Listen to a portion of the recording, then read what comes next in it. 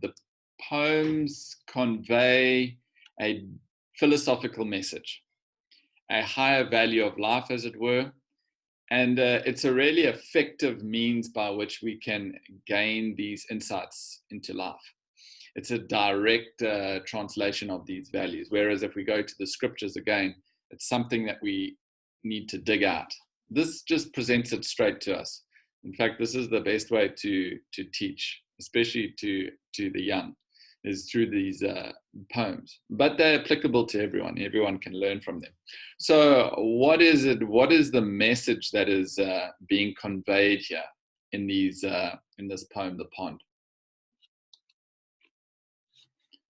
What is the key message?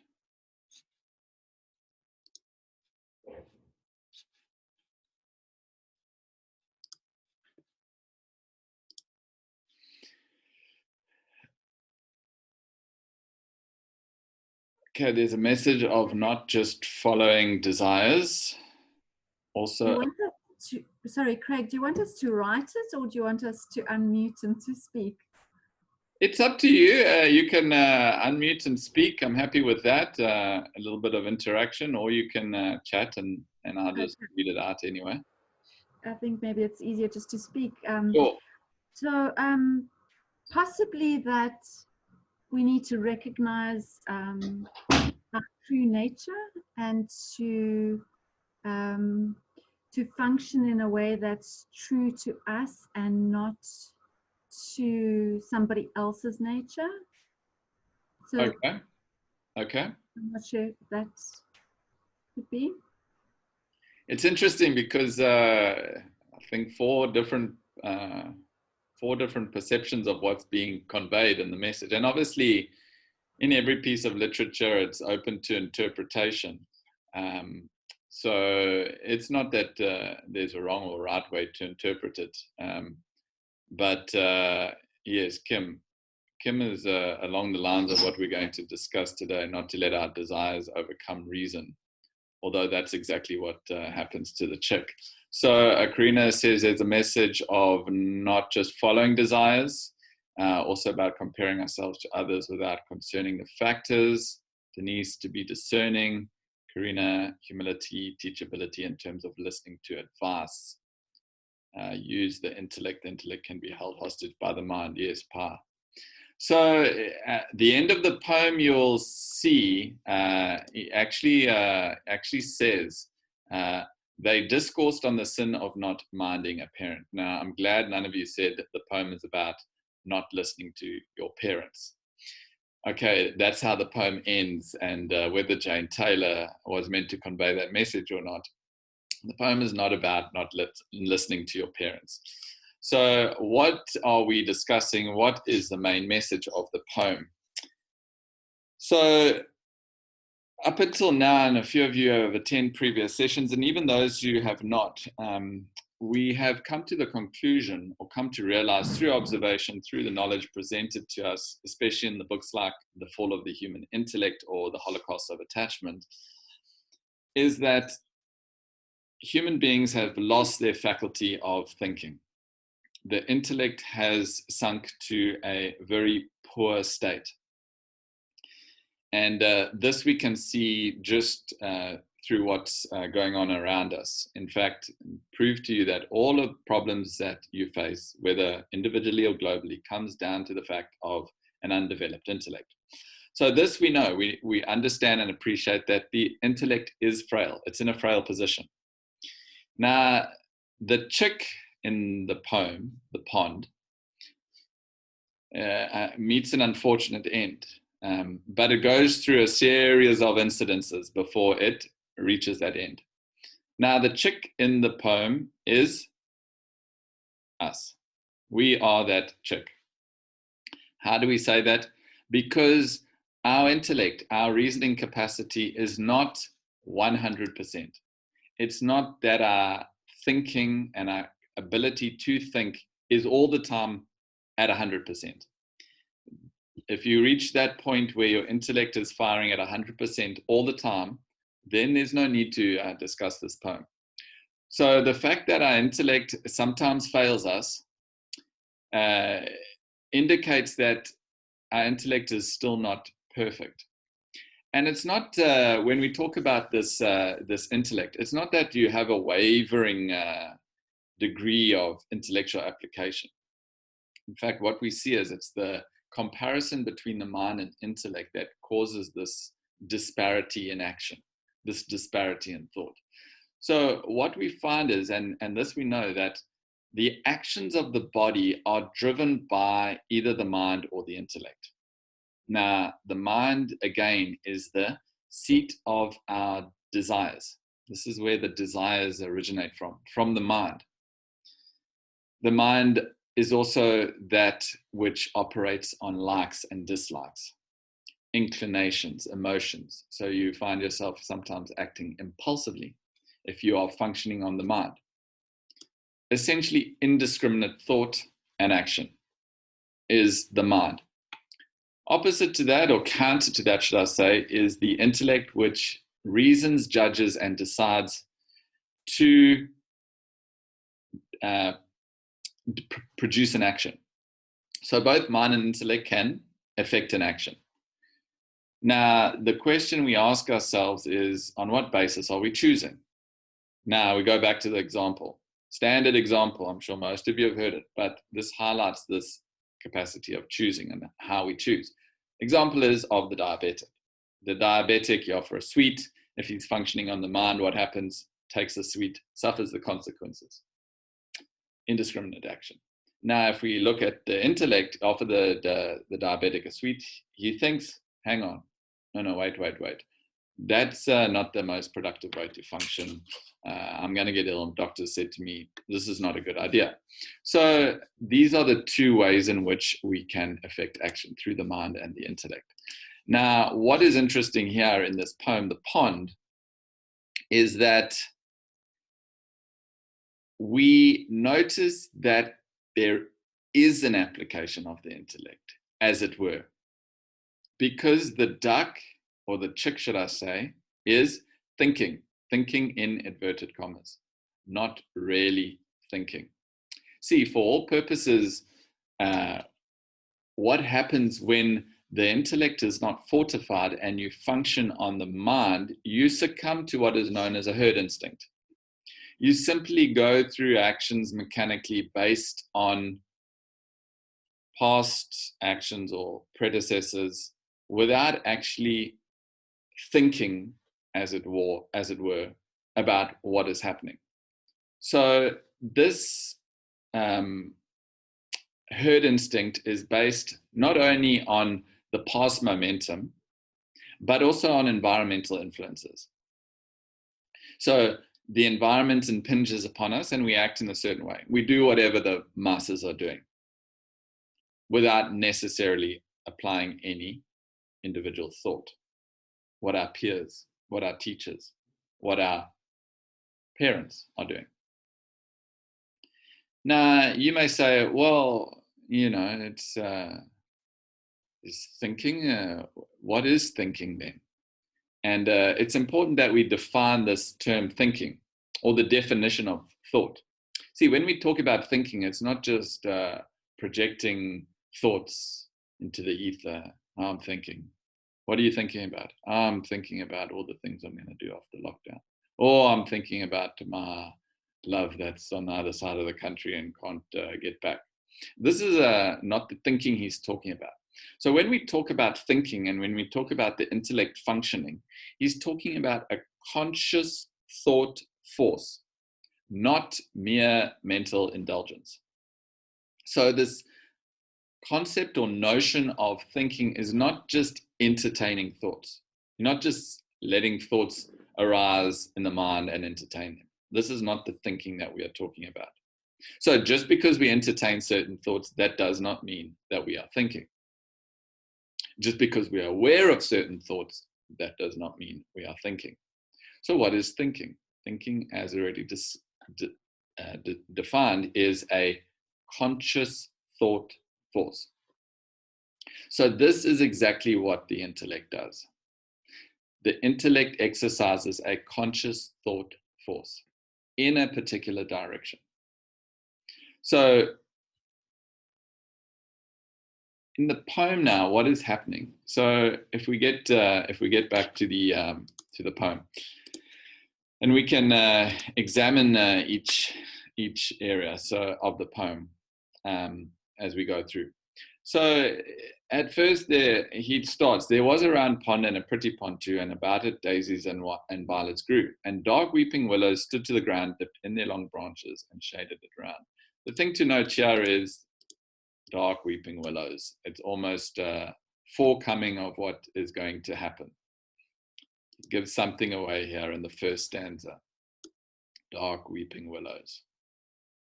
So dark weeping willows, it's an indicator. We all know what happens. So this is just an indicator of what happens. So he goes on. A party of ducks to this pond would repair to feast on the green water weeds that grew there. Indeed, the assembly would frequently meet to discuss the affairs of this pleasant retreat. Now, the subjects on which they were wont to converse, I'm sorry I cannot include in verse, for though I've oft listened in hopes of discerning, I own 'tis a matter that baffles my learning. This is interesting, actually. What is being said here? It seems pretty innocuous. Now, why would he include this verse? The subjects on which the ducks are talking. I'm sorry, I can't put you, because even though I've tried to listen to, I don't know what they're talking about. It seems innocuous. It seems pointless. But there is a point to it. What is he talking about in this stanza? Anyone have any ideas?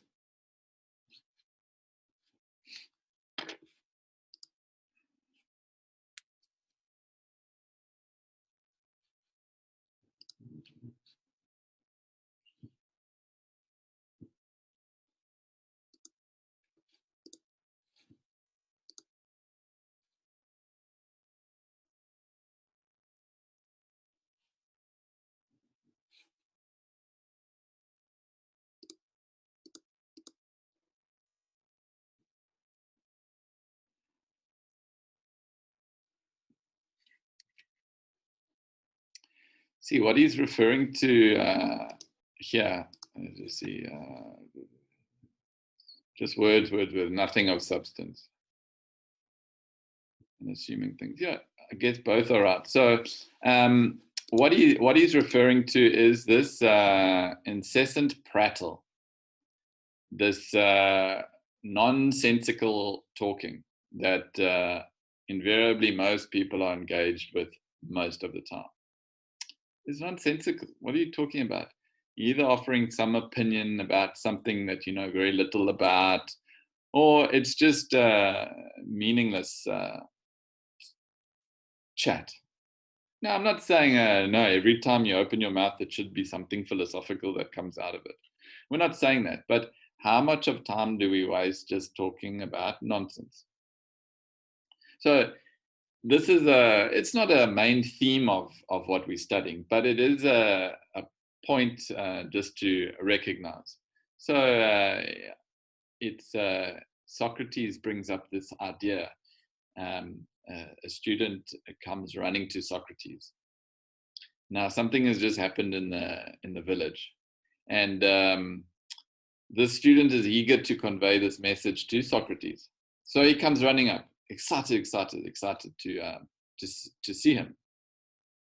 So Socrates recognizes this excitement and says to him, you know, I see you want to tell me something. So he says, yes. I have something very important to tell you. So he says, yeah, no, please. That's all great, but there's just three criteria that need to be met before you speak to me. He says, yes, sure. Now, this student has got some hot gossip, this hot gossip that he wants to convey. Everyone, that's the first thing. You get some message about something that's happened. Hey, the first thing you want to do is send it on, So Socrates said, okay, you can tell me, but it must meet these criteria. So he said to the thing, what you are telling me, is it true? Did you witness it firsthand? Can you 100% verify that it is the truth? So the man said, actually, I just heard it. I'm not, the person, I trust the person that was telling me, but yeah, I didn't see the incident, so I'm not quite sure whether it's 100%. I'm pretty sure that it is true. Okay.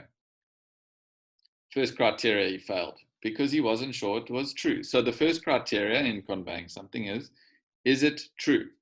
Is it the truth? Okay. So he said, okay, carry on.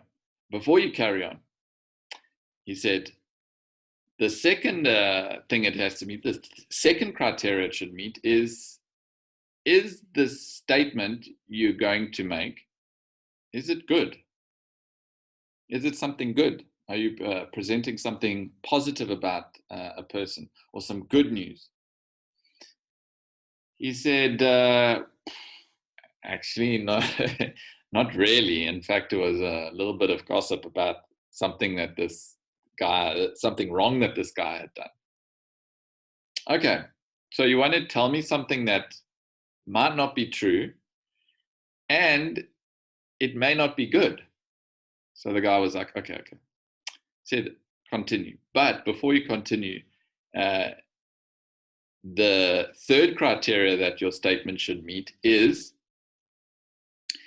this piece of information going to be useful to me? Is it going to benefit me? And you can extend that to say, would it be benefit to others too? And the guy, of course, slowly turned around and walked away because it wasn't going to benefit Socrates in the least. In fact, and it wasn't going to benefit the other guy whom he was talking about either. So these are just three things to be aware of. These are from Socrates. And this is, again, highlighted in this idea that he conveys here when he says,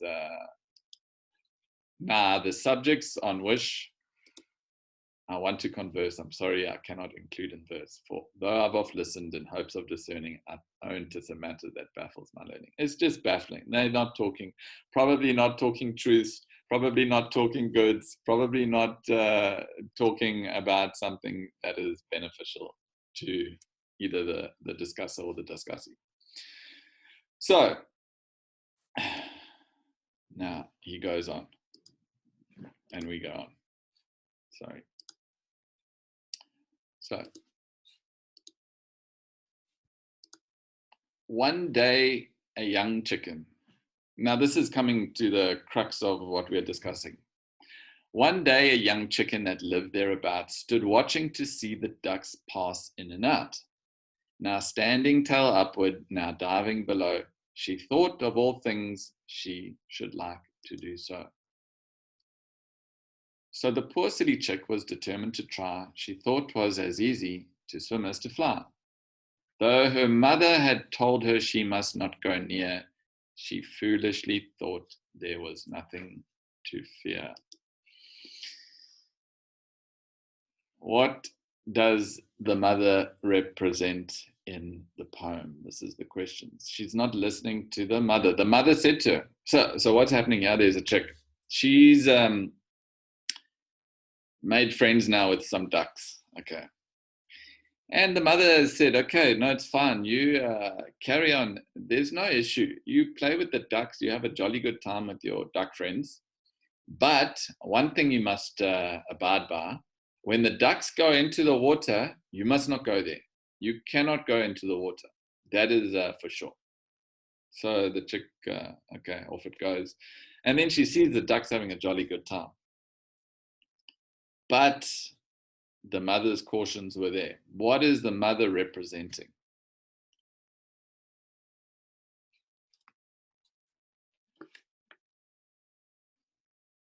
this is an important aspect of the poem. So what does the mother represent? The intellect? It could in another context, not this context, not quite this context. The conscience, yes, the conscience. Denise, objective, supreme son, mother, the good book teacher. Yes, so in this context, what the mother, all the answers are applicable. But in the context, as we'll see, is the mother represents an authoritative figure. Or for the purposes of our discussion, it represents the scriptures. The scriptures. What are the scriptures? So the scriptures are nothing but a body of text which offers an exhaustive description of the nature of the human experience. It investigates the nature of human experience and then guides us towards a highest and higher states of evolution, ultimately taking us towards the goal of self-realization. Simply put, those are the scriptures. So all scriptures investigate the human condition and take us higher towards spiritual evolution, culminating in the realization of our true self, or culminating in the actualization of God or God consciousness. Now, what's important to know is that the same advice that is in the scriptures is embodied, as it were, in our conscience. It is within our conscience. This is important to remember. So the first thing is there is this scriptures. There are these higher values of life and living. These are the cautions of the mother. The mother is saying to us, the scriptures are saying to us, listen, if you do this, this will happen. If you do that, that will happen. It provides an effective means of understanding cause and effect. It's not that this is right and this is wrong. Don't do this, don't do that. Do this and don't do that. It's not that religion needs to be a confluence of doctrines and dogmas. We're not saying that. It merely provides a means for us to attain a sense of well-being. It's guiding us in our life towards a place of peace and happiness, as well as dynamic action. It's trying to assist us in getting there. For instance, you want to go to Johannesburg, right? From Cape Town, you want to go to Johannesburg. And I say to you, okay, that's fine. I understand you want to go to Johannesburg. You realize you want to go to Johannesburg, right? So I say, if you want to go to Johannesburg, then you must, and I give directions, and get onto the N1. Yeah, N1 will take you all the way up to Johannesburg. Okay, you've told me where you want to go. So in the analogy, the direction is set because you want to attain peace and happiness. Now, the scriptures are just telling you how to get there. Now, someone who is abiding by the scripture, he tries his best to follow that guidance. Okay, we're not perfect all of the time. We do make mistakes and all of that. We can forgive ourselves. The other thing is, you're saying I'm to get to Johannesburg, I want to go on the N1. Yes, that's what I'm saying. Okay, thanks, but you know what? I think I'm going to go on the N2, other direction. I'm going to take you to Durban. So this is exactly what we find ends up happening. The young chick completely puts aside the information given to her by her mother. And this is what we end up doing a lot of the time. The information is there. The guidelines are there for our own evolution. Why can't we follow them? Yeah, it would be so easy if we could just follow what the scriptures are saying. Scriptures are higher values of life. Why do we find it so difficult to follow these higher values of life? What is getting in the way? So the poem goes on, and we'll reveal these as we go along. So she says, though her mother had told her she must not go near, she foolishly thought there was nothing to fear. Direct disregard for the scriptures. And here she goes. My feet, oh, he goes. My feet, wings, and feathers, for aught that I see, as good as the ducks are for swimming, said she.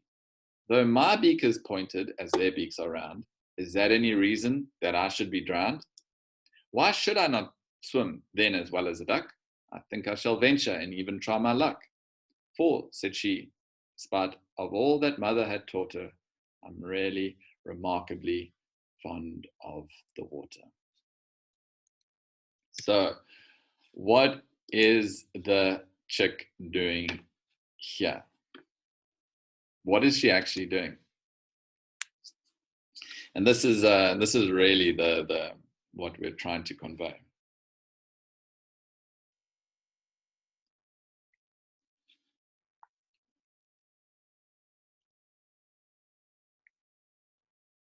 Justifying, making excuses, rationalizing, yes, correct, justification, rationalizing. So in effect, you're right.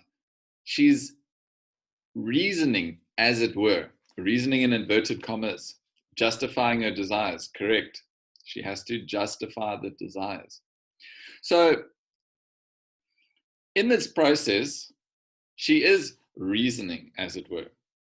Because she's in effect looking at certain things as a process to try and come out with a particular conclusion. The problem is that she actually is not reasoning. Or she is reasoning, but she is reasoning in a circle.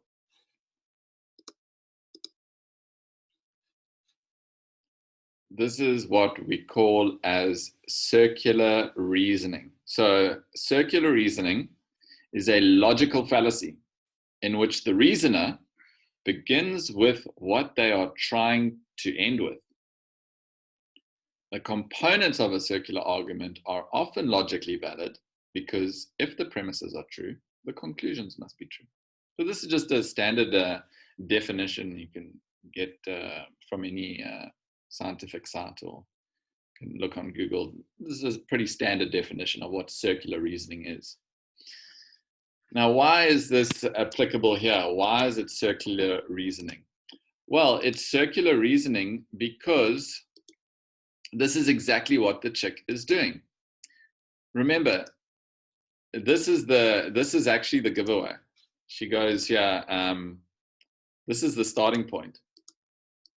I'm really remarkably fond of the water, which means I'm going to go swimming. And this is exactly the desire of the chick. So her whole reasoning starts where she wants it to end, and that is to go swimming. So it's the mind's powerful desire that starts the whole process off. Okay, I want to go swimming, and now, as Karina says, how do I justify me going swimming? How do I justify it? Now, why does this justification come up anyway? See, if you want to go swimming, just go swimming. Just jump in the water. Just jump. What's stopping you? No. She does stop. And she justifies why she should go swimming, or why it's possible that she should go swimming. There is a justification there. So it's important that we understand, what is this justification? See, she's not trying to justify it to anybody else why she should go swimming. She's trying to justify it to herself, to make her comfortable with the fact that the action that I'm going to perform is appropriate. It's okay for me to do this. No issues. It's okay for me to do this.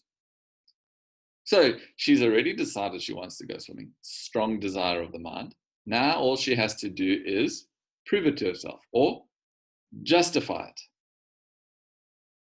Now, the reason she has to justify it is there is a part of her, that is not in line with what the mind wants. See, one of the ways to interpret that is to say that the conscience knows that it's not the right thing to do. See, this is what we call as the prick of the conscience. Prick of the conscience. See, again, remember what we said is the knowledge of the scriptures is embodied, as it were, in the conscience. Your conscience is that which always points north, like a mariner's compass, or any compass, in fact, always pointing north. This is what the conscience is. The conscience is always pointing towards the right thing to do. So what happens? There is this internal conflict. If there wasn't an internal conflict, she would just jump in the water. What's the problem? So two things at play. One is that the mother had told her, so she's recognizes she's going against authority, which is natural. You tell any person to do something, or even your kids, don't do that. First thing they do is that. Or you should do that. First thing they do is the opposite. And we're no different from children, First thing, what happens? Every day, I read this article, it's very funny. Every day, being sitting at home, minding your own business, then the president comes on the TV and says, from tomorrow, everyone has to be at home. First thing you say, I don't know, I'm not going to be at home. What do you mean I have to be at home? I think I'm going to go out tomorrow. You haven't been out in 3 weeks. Now all of a sudden you're told you can't go out and you want to go out. A natural, opposition. Now this is happening in the chicks internally. Conscience is pricking, saying, no, not the right thing to do. The mother's advice is also in there, saying the wrong thing to do. But that is now coming into opposition with the mind's powerful desire to fulfill itself. The mind wants satisfaction of fulfilling the desire. So it starts by this process of circular reasoning, justifying why it should go swimming. And you see, it's fascinating because she actually, through her reasoning, I'm just looking for it here. Yeah. So through her reasoning, she starts by saying, my feet, wings, and feathers, for aught that I see, as good as the ducks are for swimming, said she. Though my beak is pointed, as their beaks are round, is that any reason that I should be drowned? See, now, if it was actually the intellect, the intellect would have not breezed over. There's certain things in here that are obvious. The first thing is, though my beak is pointed, as their beaks are round. Now, what has the beak got to do with whether you can swim or not? First indicator, intellect is not really participating. It's a level of justification. So this is often what happens. Remember, we're all the chick. We're all, now we know there is this thing called the intellect and we better use it, because if we don't, we all know the consequences of not using our intellect. So it's important that we use the intellect. So next time I'm faced with a decision, I'm going to use my intellect. This is what is happening. Starting point, strong desire. It's a red flag. I remember when studying medicine, we used to have these indicators called red flags. And any diagnosis, there were certain conditions that were red flags. One of them was either blood in the urine or stool. That's a red flag. It is something that needs to be investigated. Similarly, this is a red flag when the decision that you are to make, starting point, powerful desire. So how do we avert that? So in recognizing that, and again, it is the intellect that recognizes the fact that, okay, this is a desire. If your intellect is awake, it at least will have an awareness. Now that you know what the mind is, where the desires come from, there is an awareness, right? The intellect awares. There is a strong desire here. Okay. And then you are less susceptible to simply justifying it. Okay, so what you almost need to do is take the desire out the picture. See, intellect is that which weighs up pros and cons. Now, if those pros and cons are being weighed up in the context of a powerful desire, it's called justification. Now, if you're able to remove that desire out and just simply weigh up the pros and cons, see, when you're weighing up pros and cons in the context of a powerful desire, what do you find? Long list of all the pros, why I should do this. No, yeah, even I'm not joking, because you say, yes, okay, intellect is weighing up pros and cons. Now, to be honest with you, I've found myself doing this before. No, I've got to make a big decision. I'll get up very early. I'm going to weigh up this decision because it's important.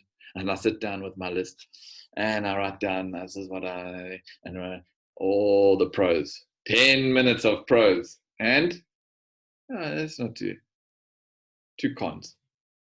If it's in the context of the desire, if the desire is overpowering the reasoning, that's exactly what happens. Now try and attempt to remove that desire out of the equation and then redo it. Go back and redo the pros and cons list. It's not easy. In fact, it's very, very difficult to actually just pull that desire out. This is why often we say this is when you have recourse to a higher intellect, or even just in another objective view, try and use it. Because it's very difficult when you're in the throngs of a desire to be objective to it. But that is what we have to try and do. So if you're unable to be objective to that desire, take the advice of a higher intellect. Final recourse, do what the conscience says. So here's the check. She starts justifying. And what is the most absurd thing she does? She says, my feet, wings, and feathers, for what that I see, are as good as a duck's for swimming. Clear mistake. Where's the mistake? My feet. My feet. What? That's the main difference. The feet. The duck's feet are webbed, perfect for swimming. The chick's feet are clawed, perfect for scratching in the sand. She lumps it up and says, for what I see that our feet, the wings, feather are the same as the ducks, and they're swimming, so why can't I swim? So, to our own errors blind, I think Shakespeare says it. To our own errors blind. So she becomes blind to the obvious fact that it's the feet that make the difference in the ability to be able to swim. This is what the falsification or justification process does. Brings in all unnecessary factors, unrelated to the outcome, because the beak has got nothing to do with the ability to be able to swim. So again, circular reasoning, starting with powerful desire. I'm really remarkably fond of the water. So in this poor ignorant animal flew, but soon found her dear mother's cautions were true. She splashed and she dashed and she turned herself round and heartily wished herself safe on the ground. So often it is too late, and this is exactly what happens. Once you've engaged on that action, it's almost too late. Sorry, just noticed a question here. Sorry, someone had got thrown out. Okay, sorry about that. Let me go back to the poem.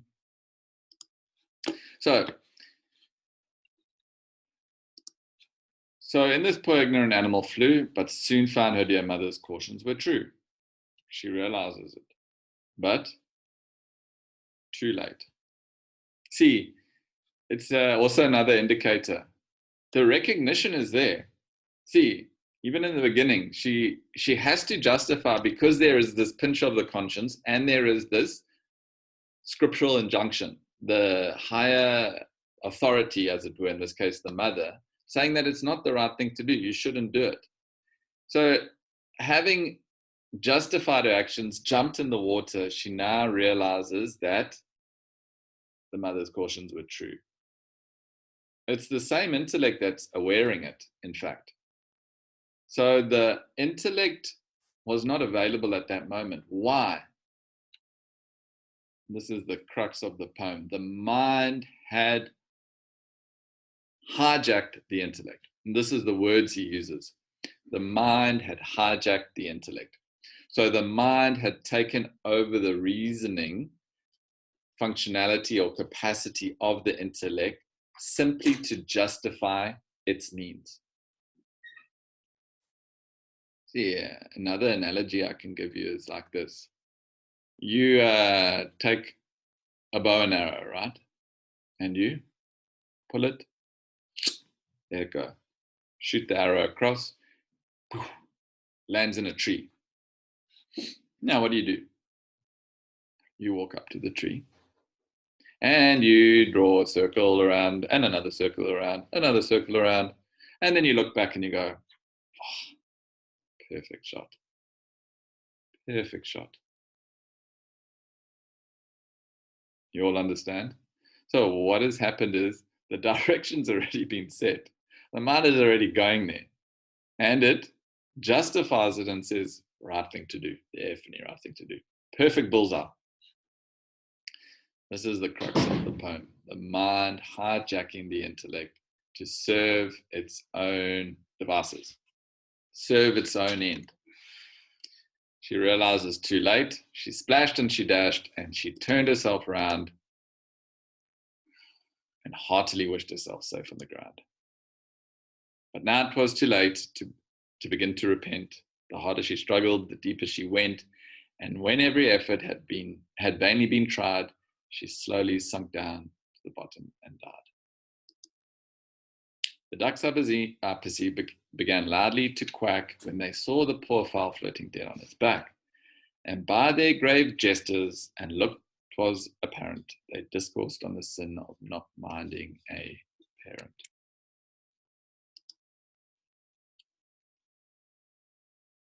So, this is exactly the outcome of simply just moving with one's desires. Not simply just moving with the desires, but falling a prey to this very phenomenon of circular reasoning. It's logical fallacy. You're not actually achieving anything because your starting point is the end point. Just going around in a circle. And this is the danger that having a weak intellect constructs. So a weak intellect is not able to thwart the destructive nature of the mind. See, the mind is only interested in one thing, fulfilling its desires. It's not interested in, not that it's not interested, it cannot conceive, it cannot correlate this cause and effect. It's the intellect which correlates cause to effect. So the intellect goes, okay, if I jump in the water, if this was the intellect talking, jump in the water, can't swim, gonna drown. Pretty straightforward. The intellect can correlate cause and effect. The mind can't do that. So the mind's just out to justify its own means. It just wants to fulfill its desires. That's the nature of the mind. Now, we're not saying that that's wrong. We're not saying the mind is wrong, the mind is evil. Let's get rid of the mind and then we'll be happier people. No. All it needs is direct guidance. All it needs is proper guidance. Where does that guidance come from? Nothing else can guide the mind but the inner equipment of the intellect. It's a subtler equipment which has the capacity alone to govern, direct, monitor, control the mind into a happier existence, not just for the intellect, for the mind too. And that only comes when you have a powerful intellect directing and guiding your actions. So before we get to that point of having a powerful intellect that is always in control of all our thoughts and actions, we need to be cautious that we do not slip into this process, this circular reasoning, this hijacking of the intellect. So that is a poem. That is the main themes and messages that I wanted to convey. We do have a few minutes allotted at the end to any questions that anyone may have. So if you have questions, you can unmute yourself, put up your hand, or you can type in your questions if there's anything that you want further clarification on.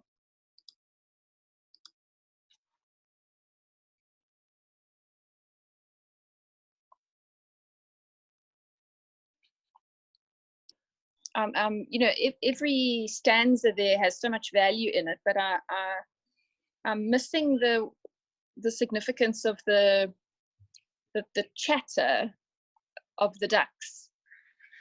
She mentions it in the first and in the last stanza. So, because it turns out they weren't talking about nothing. In the end, she's saying, oh, they're actually talking about how you should be minding the parent, implying some sort of wisdom there. Is there not some significance that she might not have seen it in the beginning but realizes it in the end, or something like that? Is there not something more to that? It just seems that it gets quite a lot of attention in the poem. Yeah, there's more meat there. Okay, so are you referring to this stanza in the beginning? Yes. Okay. And then she finishes with it as well. So she's giving it quite a lot of attention in the poem. So initially we interpreted this as she didn't want to include it in the verse because she listened, but it baffles her. Now we're assuming that she is coming from a more she is of a higher intellect. Let's say she's a human being. These are animals. Obviously, it implies that there is a higher degree of intelligence, at least. So this is why she says it completely baffles me. So we interpret it as we did interpret it, which is invariably what people are talking most of the time is nonsense, right? So this is one thing. Then at the end, what she says is, the ducks began loudly to quack, and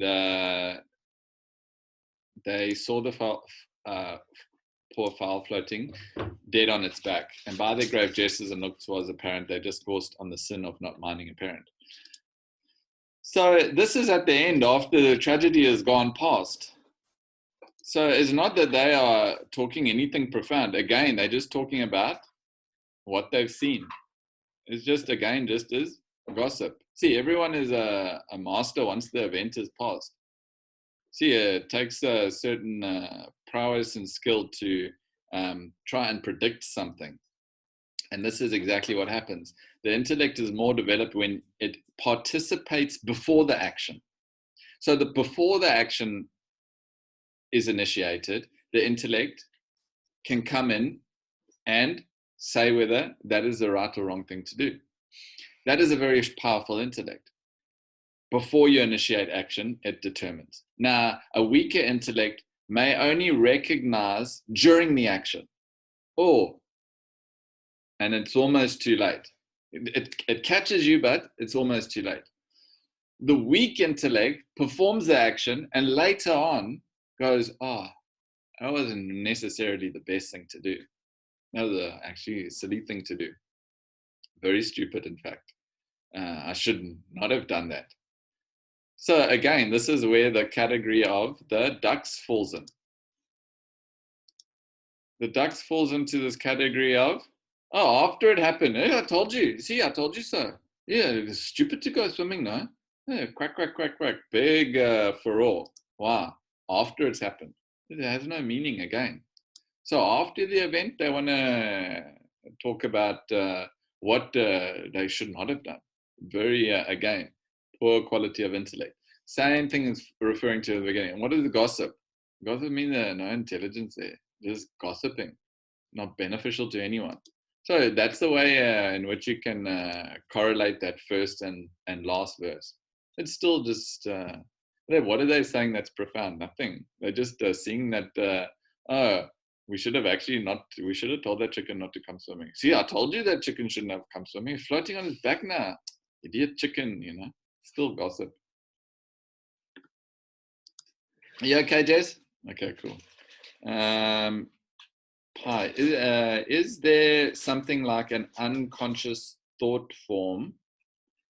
Is this question above the uncontrolled mind? Can you just elaborate on that part? I'm not quite sure I get what you're asking there.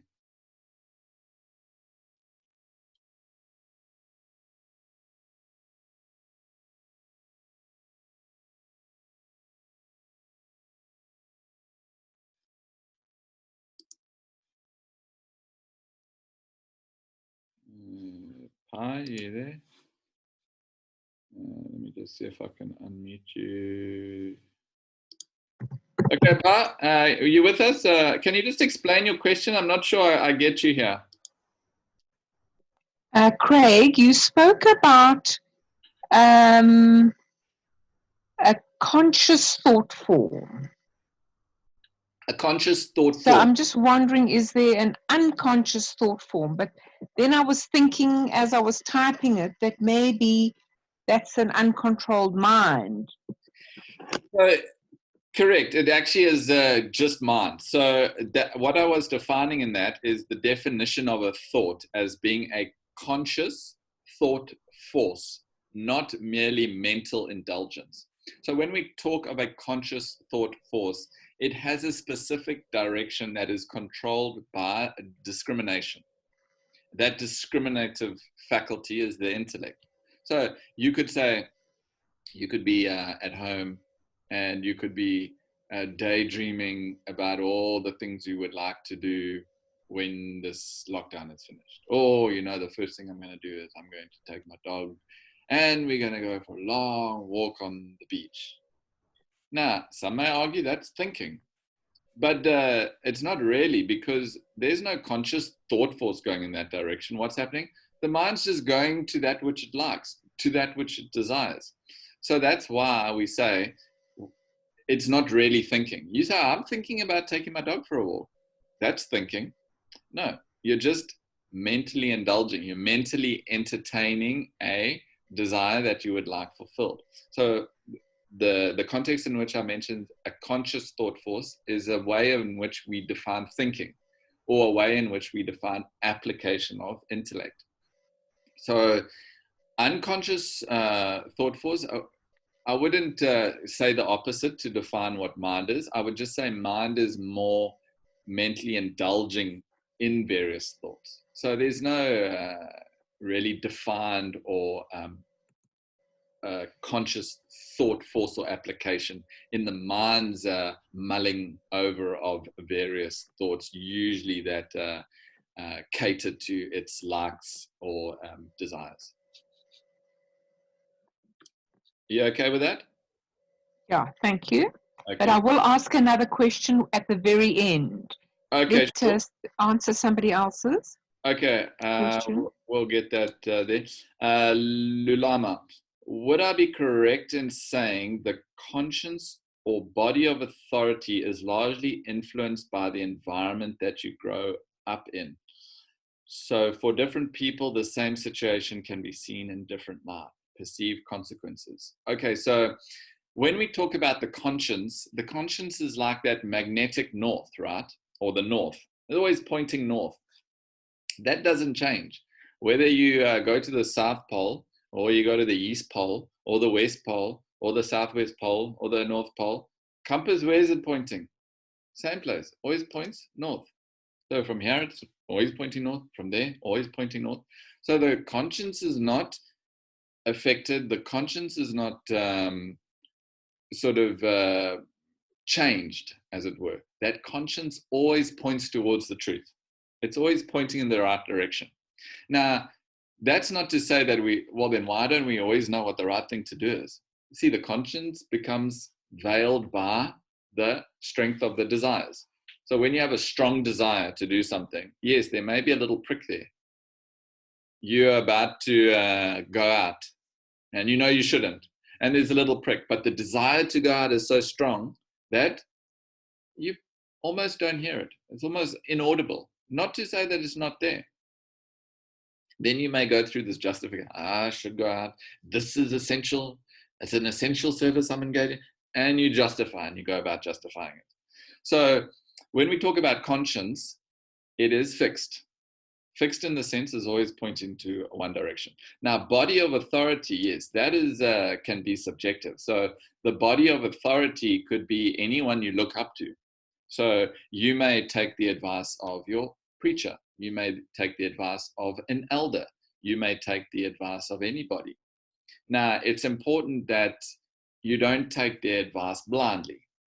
So when we're examining even the scriptures, which are the highest truth presented to mankind, even that we should investigate. We should be sure that it meets our own logic and reason. In other words, we process it. So what happens when that body of authority, you see, the body of authority may be off. Your parents may be, no, we're not blaming parents or blaming teachers or blaming authorities, but they may not be educated in the sense of these higher values of life and living. I'm not saying that they aren't, but they may not be educated in higher values of life and living and are simply just communicating that which they know. No fault. There's no fault there. Your role is to investigate that. So in your environment, in your circumstances, whatever is coming at you, it's your job to investigate that. Is there any substance in this? Is there any meaning in this? Does it admit my own logic and reason before you take it up as an authoritative stance or before you accept it as being something of truth? Now, the scriptures are of truth. But again, it's not that we just simply accept them as being true. That's not what we're saying here. It's important to process what's in them. Sometimes you may find that it aligns with what you're saying. Sometimes it may not align. We're not saying discard it. All we're saying is keep it aside. Okay. If it admits your logic and reason, take it up. So this body of authority is largely, when you say, or body of authority is largely influenced by the environment. When we talk of this body of authority in the context in which I was trying to communicate it, the body of authority in this case is the scriptures, the truths of life, presented in terms of Vedanta, presented by a galaxy of sages and saints over a long time have amassed various or a large number of truths and presented in what we call as Vedanta. That's essentially what Vedanta is. But it's in our interest to examine those truths. So for different people, the same situation can be seen in different light. We're all seeing the situation differently. But now, who is right and who is wrong? See, you're right and your right may be my wrong. My right may be someone else's wrong. So who is right and who is wrong? That's our subjective perception of the world. Everyone has a unique perception. Yet we should have the humility to say at times, or at least have that thought, maybe I'm not wrong, right? Maybe there is a different way to look at this. When you take on knowledge, when you start imbibing the knowledge, this is an immediate side effect of knowledge, is this ability to be humble. Maybe I'm wrong. Maybe the way I'm seeing it is not the only way it can be seen. So you develop this humility in the context of taking up higher values of life, that is knowledge. You okay, Lulama? Is that in line with what you were asking? I've unmuted you if you want to speak. Oh, you've unmuted. Yes, thanks. You've answered me. Thanks. Okay, great. Okay, all right.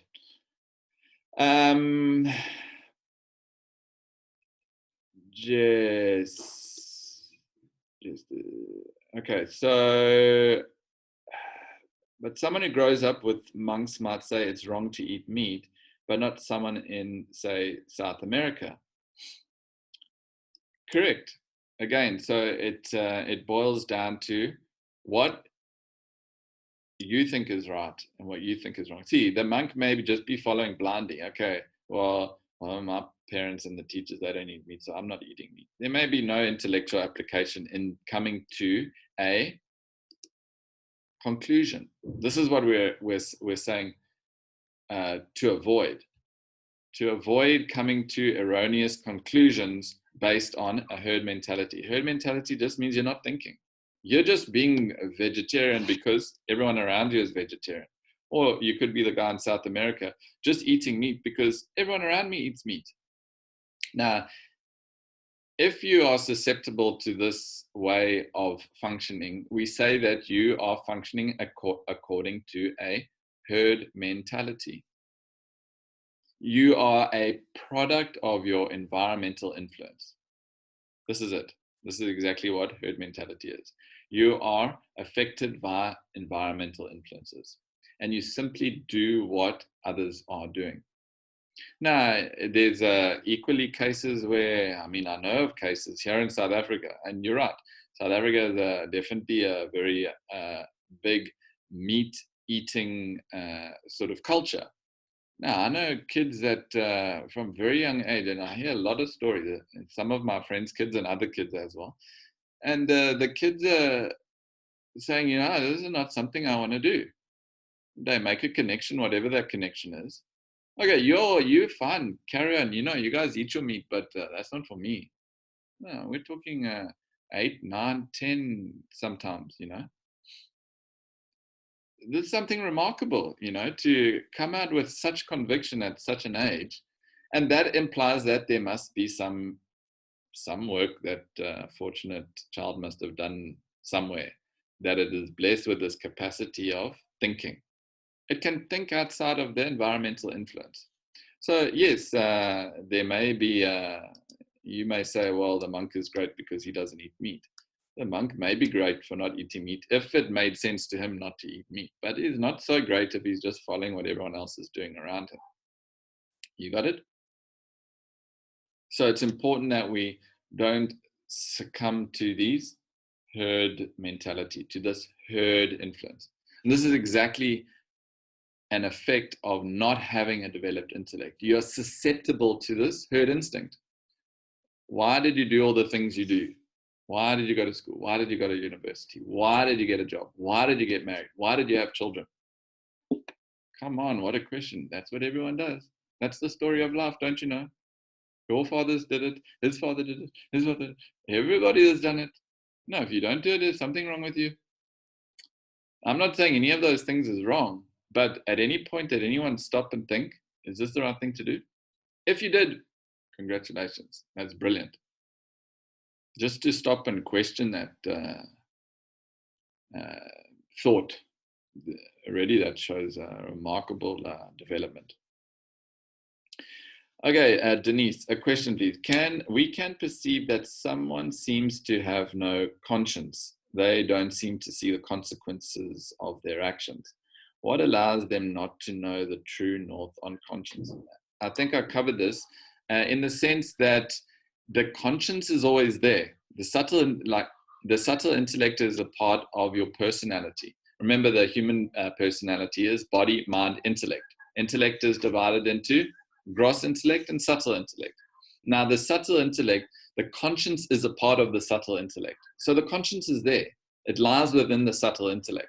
And the subtle intellect conscience is always that which points north, points to the truth. Now, your question is, it seems as though they have no conscience. Correct. How can a murderer do what he does or she does? How can a terrorist do what he does, she does? It seems as though they don't have any conscience. But the conscience is there. What is preventing them from awareing the conscience is the plethora of desires, that masking of desires, which almost drowns out the voice of the conscience. See, if the sound of the desires is so loud, how can you hear the conscience? You can't. Like imagine a I'm trying to, there's a, sparrowhawk outside. Very subtle sound it makes. Now I'm trying to attune to that subtle sound of the sparrowhawk. What's happening? No, the radio is on, the washing machine is going, television is there, this thing is there. How am I going to hear that? Impossible. And this is exactly what's happening. So much participation of the, so many desires. That is playing out constantly. How are you ever meant to attune to the conscience? So that's why we say, as you remove the desires, slowly the subtle intellect gets unveiled. There is an unveiling of the subtle intellect.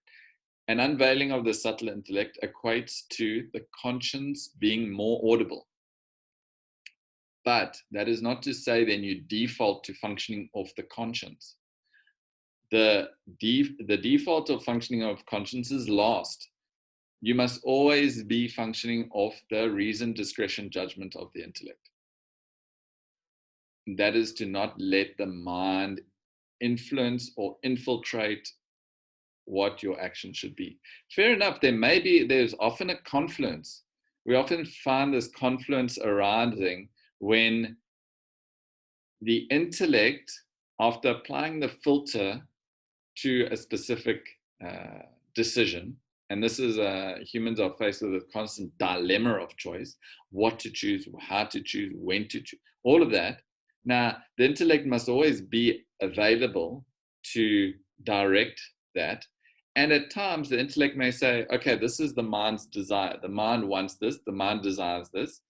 Is it okay? The intellect steps in, yes, you know what? It's in line with what I want to achieve. It's not harmful. It's not taking me away from what I want to be or whatever. And the intellect says, okay.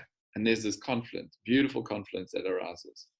So, but it's always important to let those decisions arise from the starting point of intellect, which analyzes, reasons, judges, weighs up pros and cons, removing the desire out of the equation. Then if it meets up, if the intellect deems that is okay, and it lines up with the desire, then it's fine, there's no problem.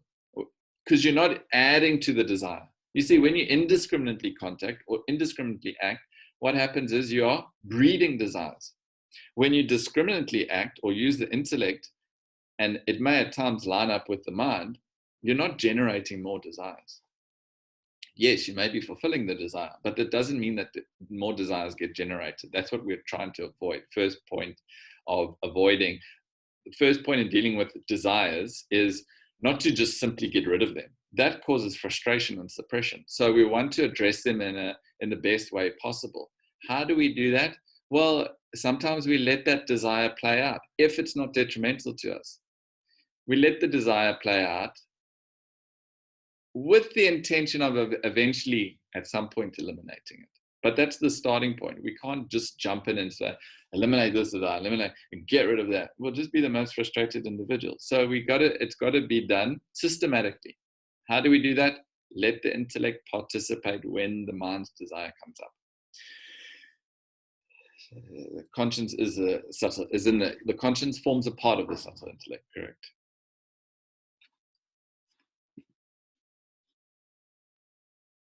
Okay. Any other questions before we sign off? Any other questions from today or any other day for that matter?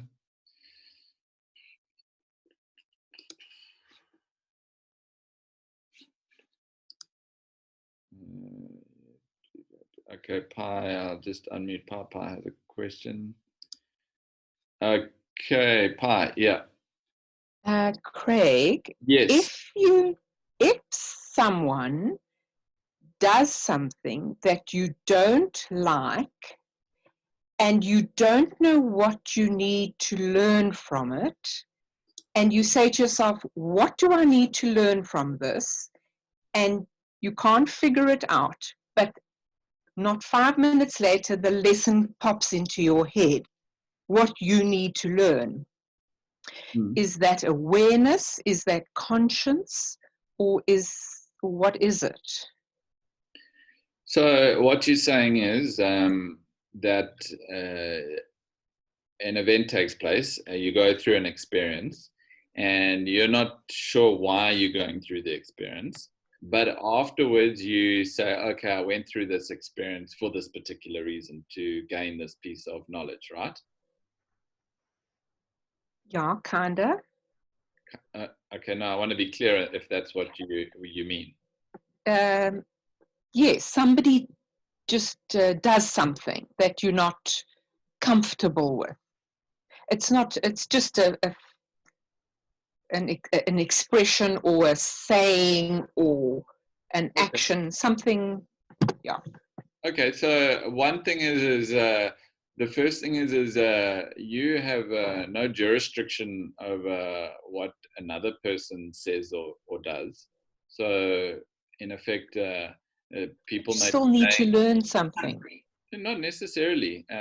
So okay, I understand what you're saying now. So everybody has a freedom of expression, right? Now, someone says something that you don't necessarily agree with, and maybe they call you a name, or they say something about you which you don't necessarily think is great or is not right.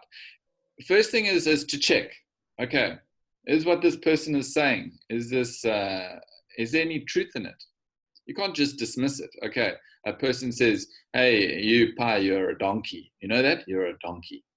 First thing you do is check. Okay, okay, I don't know, tail is there. Ears are not so pointy. So, yeah, I don't know what he's talking about. You know? I don't think a donkey here.